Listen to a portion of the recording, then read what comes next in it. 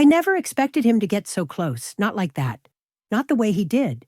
It wasn't just the physical proximity, though that was undeniable, but something deeper, something that seeped beneath my skin and settled in my bones, shaking the foundations I had carefully built around myself for years. I had been cautious, guarded, telling myself I was strong enough to keep my distance, to keep my heart safe. But he didn't ask for permission. He crossed every line I thought was sacred, every boundary I thought was impenetrable, and he got too close. It started slowly, almost innocuously. We met through friends, the kind of casual introduction that neither of us expected to lead anywhere meaningful. At first, it was easy to dismiss him as just another face in the crowd, just another person passing through my life. But there was something about him, his voice, the way he looked at me, like he was searching for something I didn't even know I had, that made me pause, made me pay attention, made me lower my defenses just a little. I told myself it was harmless, that I was in control, that I could walk away whenever I wanted. But the more time I spent with him, the more I realized that control was an illusion. He pulled me in with his words, his touch, the way he made me feel like I mattered in a way I hadn't felt in a long time. He wasn't like anyone I had ever known, and that scared me. I tried to keep my distance, to remind myself that I was already involved, that I had promises made, loyalties sworn. But he was relentless. There was an urgency to him, a rawness that broke through the cracks in my armor. And before I knew it, I was letting him in, letting him get too close. That closeness was intoxicating and dangerous. It was like a drug I couldn't resist, even when I knew it was tearing me apart. Every stolen moment, every secret conversation, every touch that lingered too long made me forget the consequences, made me forget who I was supposed to be. He saw parts of me that I had hidden away, parts I was ashamed of, and instead of running, he embraced them, loved them, made me feel safe in ways I hadn't thought possible. But that safety was fragile. It was built on whispers and lies, on moments stolen in the shadows, and I knew it couldn't last. The guilt was a constant companion. It gnawed at me every time I looked in the mirror, every time I saw the pain in the eyes of the person I had promised myself I'd never hurt. But I couldn't stop. I was trapped in the pull of someone who got too close, and I didn't want to let go. There were nights I lay awake wondering how I had gotten here, how I had allowed myself to be pulled into something I knew was wrong but felt so right. The lines between love and obsession blurred, between desire and destruction, between hope and heartbreak. He was the one who got too close to my heart, too close to my secrets, too close to everything I thought was untouchable. And when he finally crossed the line, when the walls came crashing down, I realized that sometimes the people who get closest to us are the ones who hurt us the most. But even with all the pain, the betrayal, the chaos, I couldn't hate him, because he made me feel alive again, because he showed me a part of myself I thought I had lost, and because in the end, getting too close was the only way I could learn to truly let go. He arrived in my life like a sudden storm, unexpected, intense, and impossible to ignore. At first, I tried to tell myself it was nothing more than a fleeting moment, a brief encounter that would fade into the background of my everyday life. But he didn't disappear. Instead, he stayed, lingering like a shadow I couldn't shake, slowly wrapping himself around my thoughts until he became impossible to forget. The first time he spoke to me directly, it was almost accidental. We were at a mutual friend's gathering, a casual event filled with laughter, chatter, and the easy comfort of familiar faces. I remember standing by the window, watching the rain patter softly against the glass when he approached me. His voice was low, a gentle murmur over the background noise, and I felt a shiver run down my spine. "Do you believe in fate?" he asked, his eyes locking with mine in a way that made my breath hitch. I smiled, not sure what to say. Fate? That was a concept I'd long stopped believing in, at least when it came to love. I shrugged, half joking, half serious. I don't know. Maybe. He didn't push, didn't argue. Instead, he simply nodded and said, maybe it brought us together tonight. I didn't know then how true those words would become.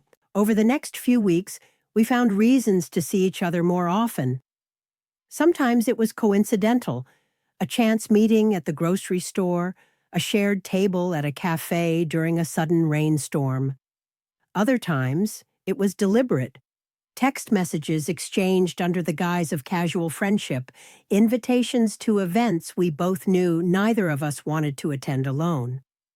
Each time we met, the walls I had carefully built around myself cracked a little more. I tried to remind myself that I was committed to someone else, that I had responsibilities and promises that mattered. But when he looked at me, when his fingers brushed lightly against mine, it was as if all those commitments dissolved into nothing. I started to notice things about myself that I hadn't in years, how my heart raced when he was near, how I would catch myself daydreaming about him, replaying our conversations, analyzing every word, every glance. The guilt was a constant ache in the back of my mind, but it was drowned out by the overwhelming flood of emotions I felt whenever I was with him. He wasn't like anyone I had ever known. He listened without judgment, understood without needing explanation. When I was with him, I felt like I could be honest, like I could drop the mask I wore for the world. He saw the real me, the parts I had hidden even from myself. But getting too close came with a cost. The secrecy weighed heavily on my conscience. Every stolen moment felt like a betrayal, not just to the person I had promised to love, but to myself. I was living a double life, caught between the comfort of the familiar and the allure of the unknown. I remember one evening in particular, the air thick with the scent of rain and something electric. We had escaped to a quiet spot by the river, away from prying eyes and the noise of the city. The water shimmered under the moonlight, and for a moment, it felt like we were the only two people in the world. He reached for my hand, his touch warm and steady. "You don't have to pretend with me," he whispered. "I see you." Tears welled up in my eyes because in that moment, I realized how much I had been pretending to him, to my partner, to myself. The truth was, I was falling into something I couldn't control, something that was both beautiful and dangerous. But with every step closer, the distance from reality grew. The more I let him in, the more I lost myself. I wanted to stop. I wanted to walk away. But the pull was magnetic. It was as if he had unlocked something inside me that I had long forgotten. A need to be seen, to be wanted, to be truly alive. The nights became a tangle of emotions, passion and regret, excitement and fear. I would leave his side and return home to a silence that screamed louder than any words. I was living a lie, and every moment was a choice I didn't know if I could keep making. One day, the truth I had been avoiding came crashing down. I caught a glimpse of his phone, a message that wasn't meant for me but was unmistakably real. The realization that he, too, had his own secrets shattered the fragile illusion I had clung to. Betrayal cut deeper than I expected. It wasn't just about the secrecy anymore. It was about the loss of trust, the shattering of the fragile bond we had formed in stolen moments. We confronted each other in a quiet room, the air thick with unsaid apologies and raw pain. "How did we get here?" I whispered, the words breaking like glass. He looked at me, eyes filled with regret, because we got too close, because we ignored the lines we should have never crossed. I knew he was right. We had allowed ourselves to be consumed by a connection that was never meant to be. We had become prisoners of a closeness that tore at the very fabric of our lives. But even in the heartbreak, there was a bittersweet truth that sometimes the ones who get too close are the ones who make us feel most alive, even if it's only for a fleeting moment. I don't know if I'll ever fully recover from the way he entered my life or the way I let him in. But I've learned that closeness isn't always about proximity. Sometimes it's about the spaces we allow others to fill inside us, the parts we thought were empty but were waiting to be touched. And sometimes the ones who get too close are the ones who teach us how far we're willing to go for love, for connection, for ourselves. He stayed in my thoughts long after he was gone, like a ghost that refused to fade.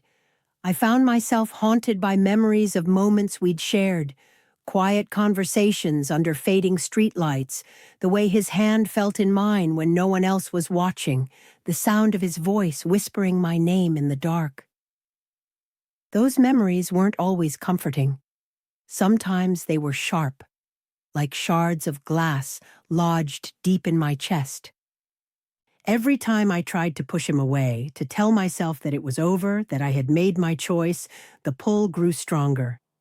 It was as if the closeness we had shared had rewired something inside me, a need I hadn't realized was there, waiting to be filled.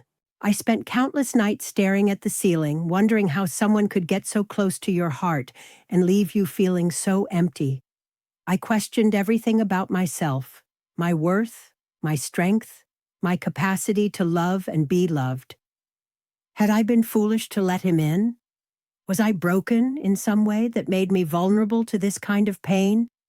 The answers weren't simple, they never are. In the days that followed, I tried to find solace in routine. Work, friends, family, the familiar faces and places that once brought comfort. But nothing could fill the void his absence left behind. The laughter of friends felt hollow, the noise of the city overwhelming. I was alone with my thoughts, trapped in a maze of regret and longing. Sometimes I caught myself replaying the last time we were together, the way he looked at me with a mixture of tenderness and sorrow, the way his touch lingered longer than it should have. I wondered if he felt the same ache, the same sense of loss that I did, or if he had already moved on, leaving me to pick up the pieces alone. I wanted to reach out to him, to tell him that I missed him, that I needed him, but the words never came. Instead, I sent silence, hoping it would speak for me when I couldn't. There was a part of me that wanted to hate him, for the pain, for the betrayal, for the way he had gotten too close and then disappeared. But I couldn't. Because beneath all the hurt, beneath the anger and confusion, I knew that he had shown me something precious, a glimpse of a connection so rare and deep that it scared me. I realized that closeness is a double-edged sword. It can heal, but it can also hurt. It can bring light, but it can cast shadows too. And sometimes, the ones who get too close are the ones who leave the biggest scars. But those scars are also reminders that we are capable of feeling deeply, of loving fiercely, of risking everything even when it's terrifying. I don't know where life will take me from here. I don't know if I'll ever be able to forget the one who got too close or if I'll carry that memory with me forever. But I do know this. I'm stronger for having loved and lost. I'm wiser for having let someone in, even if it was only for a moment. And maybe, just maybe, that closeness, the kind that breaks you and builds you anew, is what makes life worth living. I remember the nights when the silence between us was so thick it felt suffocating. We were in the same room, yet miles apart, trapped by the invisible barrier that had grown from that closeness we never asked for but couldn't escape. I longed for the warmth of your presence, but the weight of what we'd done kept us frozen, afraid to bridge the distance. I wondered if you felt it too. The ache of what was lost, the pain of the line we crossed that could never be uncrossed. There were moments when I caught you looking at me, eyes filled with a storm of emotions I couldn't decipher, regret, longing, maybe even love. But you would quickly look away, retreating behind a wall of silence. I realized then that closeness, as much as it connects, can also isolate. We were connected in ways no one else understood, yet so isolated from each other. The truth is, that closeness changed me. It peeled back the layers I'd spent years building, exposing the parts I was scared to show, not just to you, but to myself. I saw my vulnerabilities, my fears, and my desires in a new light. And that scared me more than any betrayal ever could. I began to question everything. Who was I before you? Who did I want to be after? Was I the same person who walked away that night, or had I changed forever? These questions haunted me, and there were no easy answers. I tried to fill the emptiness you left behind with distractions, friends, work, new experiences, but none of it could replace the space you had occupied in my heart. I realized that some connections are so profound that they leave an imprint on your soul, a mark that time can't erase. Eventually, I understood that healing wouldn't come from forgetting or pretending. It would come from embracing the pain, learning from the closeness that broke me, and finding a way to rebuild myself stronger. I forgave you, not because what happened was okay, but because holding on to resentment would only trap me in the past. I forgave myself for letting you in, for trusting, for loving. And I promised to carry those lessons forward, to never be afraid of closeness again, even if it meant risking the pain. The one who got too close taught me that love isn't always neat or safe. Sometimes it's messy, complicated, and painful, but it's also transformative. It pushes us to confront who we are and who we want to become. And maybe that's the truth we all have to face, that the ones who get too close don't just change our lives, they change us. The mornings were the hardest, waking up alone, the space beside me cold and empty, a physical reminder of the closeness I had once shared and lost. The sheets still smelled faintly of him, his scent lingering like a ghost that refused to move on. I'd reach out instinctively, only to grasp at nothing. The ache would settle in my chest, a dull pain that no amount of distraction could soothe. I tried to fill that void in every way I knew how. I threw myself into work, into old hobbies I'd long neglected, into new friendships that tried to replace the connection I'd lost.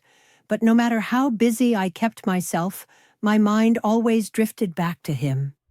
To the way his laughter had filled the room, to the warmth of his hand in mine, to the promises whispered in the dark. There was a part of me that wanted to hate him, to blame him for the chaos, for the heartbreak, for the way he had gotten too close and then slipped away. But I couldn't, because he had shown me something I hadn't felt in a long time. He made me feel alive again, seen, desired, real. I began to understand that closeness is a double-edged sword. It can heal and it can hurt. It can bring the deepest joy and the fiercest pain. But to be truly alive, you have to be willing to let someone get close, to risk the possibility of heartbreak. The people who get too close leave marks on your soul, scars that remind you you were brave enough to open your heart, even if it didn't end the way you hoped, even if the closeness broke you in ways you never imagined. And sometimes that's the point, to learn, to grow, to become someone stronger and more whole because you dared to be vulnerable. Months passed, and slowly the pain softened. The memories of him became less like wounds and more like lessons etched into my being. I found myself laughing again, loving again, not in the reckless, all-consuming way that closeness once demanded, but with a quiet strength born from having been broken and mended. One evening, I stood at the edge of the same river where we had once sat, hand in hand under the moonlight. The water was calm, reflecting the stars like tiny sparks of hope. I whispered a goodbye to the past, to the closeness that had both saved and shattered me. I didn't know what the future held, or if I would ever let someone get that close again, but I knew this. I was no longer afraid, because I had learned that the heart is resilient.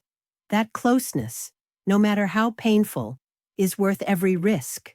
And so I carry the memory of the one who got too close, not as a burden, but as a testament to the beautiful, complicated, and sometimes painful journey of love. The journey that teaches us who we are, what we can endure, and how deeply we can feel. Because in the end, to live fully is to let someone get too close, and to love even when it hurts. There was no grand finale to our story, no explosive confrontation, no dramatic revelation. Instead, it faded quietly, like a slow sunset sinking beneath the horizon, leaving behind a sky streaked with the colors of what had been. Sometimes closeness isn't about fireworks, or fireworks like passion. Sometimes it's about subtle shifts, small spaces opening and closing between two people who were never meant to stay forever. In the weeks after we drifted apart, I found myself alone with the weight of what had happened. The closeness we shared had left me raw and exposed, but it also forced me to confront truths about myself I'd long ignored. I realized that my fear of intimacy, of letting anyone really get close, had been holding me captive, building walls that kept both love and pain at bay. He had broken through those walls, whether he meant to or not, and in doing so showed me both the beauty and the danger of vulnerability. I began to understand that closeness is a choice to risk everything for the possibility of connection. And sometimes that choice doesn't lead where we want it to. Sometimes it leads to heartbreak, loss, and the need to rebuild from the ruins. But it also leads to growth, to new understanding, to the courage to try again. Slowly, I started opening myself up again. I reconnected with old friends, rekindled passions I'd pushed aside, and began to trust that closeness could come without destruction. It wouldn't be the same as before, it couldn't be, but it could be something new, something real. One day I found myself sitting by the river again, the place where so many memories lived. The water was calm, the sky vast and endless. I let the cool breeze wash over me, carrying away the remnants of pain and doubt. In that quiet moment, I forgave myself for the mistakes, the missteps, the times I let fear rule my heart. I forgave him too, not because I condoned what happened, but because holding on to anger would only chain me to the past. And most of all, I forgave love itself for being complicated, messy, and sometimes too close for comfort. Because closeness is a risk worth taking. It's the only way to truly live, to truly feel. And while the one who got too close may have left my life, the imprint of that closeness, the lessons, the heartbreak, the fleeting joy, will stay with me forever. So here I stand, stronger and wiser, ready to let someone get close again when the time is right. Because I've learned that even when closeness hurts, it is the heartbeat of love. And without love, what are we really living for? After all the pain, the closeness that once felt like salvation had become a lesson etched into my very soul. The distance between us wasn't just physical. It was the space between what was and what could never be again. We had shared something intense and undeniable, but it wasn't meant to last. Sometimes the people who get too close are meant to teach us, not stay with us. I began to rebuild myself slowly, piece by piece. I opened my heart carefully, allowing healing in where once there was only hurt. I learned to trust the quiet moments alone, the calm after the storm inside me. And I learned that loving someone doesn't always mean holding on forever. Sometimes it means knowing when to let go. There was no dramatic goodbye, no confrontation, just a quiet understanding. A recognition that some closeness is temporary but transformative. I carried that closeness with me, not as a wound, but as a reminder that I am capable of deep love, profound connection, and resilience. In the end, I am grateful. Grateful for the closeness, for the pain, for the growth. Because it showed me what it means to be vulnerable, to be human. And that, no matter what, is worth everything. The one who got too close may no longer be by my side, but the impact of that closeness will always be a part of me. And I'm ready now to open my heart again when the time is right, wiser, stronger, and more fearless. Because to truly live is to let someone get too close, and to love with everything you have, even if it means risking everything.